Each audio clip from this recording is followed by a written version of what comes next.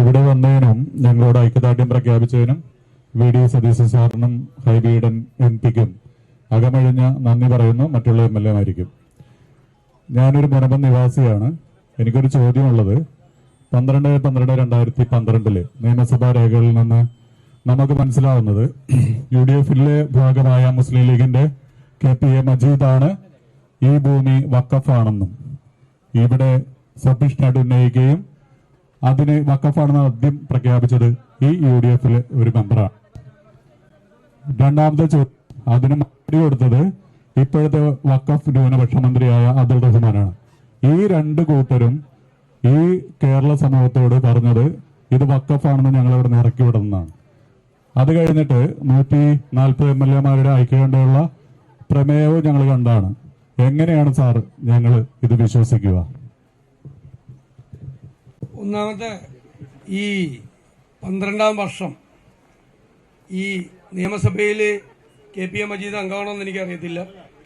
വഖഫ് 12 എന്നാ പറഞ്ഞത്.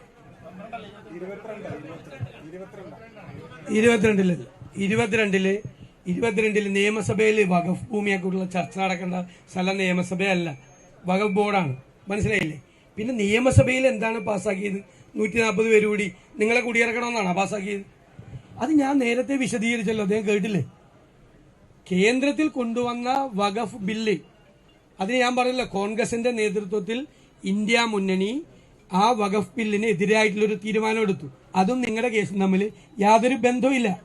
അത് ഇന്ത്യ മുന്നണിയിൽപ്പെട്ട അംഗങ്ങളായ കേരളത്തിലെ ഭരണകക്ഷിയും പ്രതിപക്ഷവും 140 MLA-മാരും ആ വഖഫ് ബില്ലിന് എതിരായിട്ടുള്ള പ്രമേയം പാസ്സാക്കി. അത് നിങ്ങളുടെ കേസുമായിട്ട് എന്ത് ബന്ധമുള്ളത്? അല്ലേ ഞാൻ പറഞ്ഞുകൊണ്ടിരുന്നത് ഇത്ര നേരമായിട്ട്? അതല്ലേ ഞങ്ങൾ ഇത്ര നേരം പറഞ്ഞുകൊണ്ടിരുന്നത്? അതാണ് ഞങ്ങൾ ഇത്രയും നേരം പറഞ്ഞുകൊണ്ടിരുന്നത്. ഇതാണ് തെറ്റായ പ്രചരണം എന്ന് പറയുന്നത്. എന്നിട്ട് 2012 ഈ 2022 നമ്മളാണോ കൊണ്ടുവന്നത്? നിങ്ങൾ ആദ്യം മനസ്സിലാക്കേണ്ട കാര്യം എന്ന് പറയുന്നത്, ഈ കമ്മീഷൻ എന്നാ വന്നത്? 2009 നിസാർ കമ്മീഷൻ. അത് അച്യുതാനന്ദന്റെ ക്യാബിനറ്റ് അംഗീകരിച്ചതെന്ന 2010. 2011 മുതൽ 16 വരെ UDF സർക്കാർ ഇരിക്കുന്ന സമയത്ത് നിങ്ങൾക്ക് എന്തെങ്കിലും നോട്ടീസ് കിട്ടിയിട്ടുണ്ടോ? നിങ്ങൾക്ക് നോട്ടീസ് കിട്ടുന്നത് എന്നാ നോട്ടീസ് കിട്ടുന്നത്? 2022 അല്ലേ? 2022 നോട്ടീസ് കിട്ടുന്നത് ആണല്ലോ. അതാണ് മറുപടി.